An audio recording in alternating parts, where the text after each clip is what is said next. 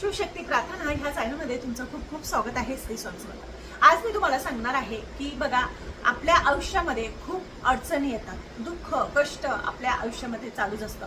कोणाला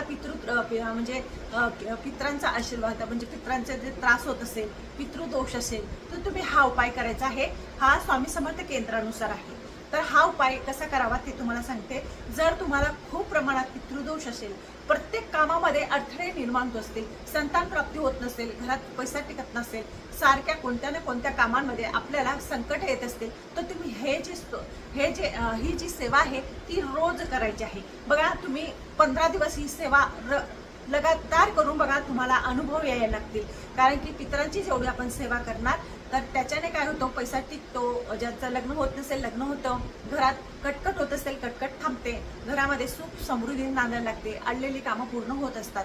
म्हणून स्वामी समर्थ केंद्रानुसार आज तुम्हाला सांगणार आहे की नित्यसेवेच्या पुस्तकामध्ये पितृस्तोत्र आणि पितृसूक्त असं आहे. त्याचं तुम्ही पितृस्तोत्र हे रोज सकाळच्या टायमाला पठण करायचं आहे. आता ते कसं पठण करावं, तर त्याच्यासाठी अगोदर तुम्हाला सकाळी ज्या वेळेस आपण देवपूजा करतो त्याच्या अगोदर, देवपूजा करण्याच्या अगोदर आपल्याला हे पितृस्तोत्र दक्षिणेकडे तोंड करून, नित्यसेवेच्या पुस्तकात आहे मागच्या साईडला, दक्षिणेकडे तोंड करून तुम्हाला हे स्तोत्र पठण करायचं आहे.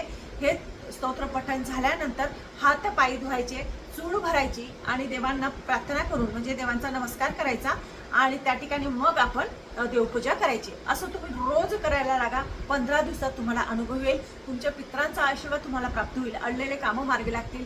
लग्न जमत नसेल लग्न होईल. पैशाची समस्या असेल पैसे यायला लागतील. घरात सुख समृद्धी नांदेल. कर्जबाजारीपणा म्हणजे समाप्त होणार. तर हा उपाय खूप श्रद्धेने भक्तिभावाने करू बघा. कारण की पितरांची जर सेवा केली तर नक्कीच आपल्या घरामध्ये जे आपले आयुष्य सुखमय होतं आणि जीवनातले जे अडथळे आहे, दुःख आहे, कष्ट आहे ते निवारण होत असतं.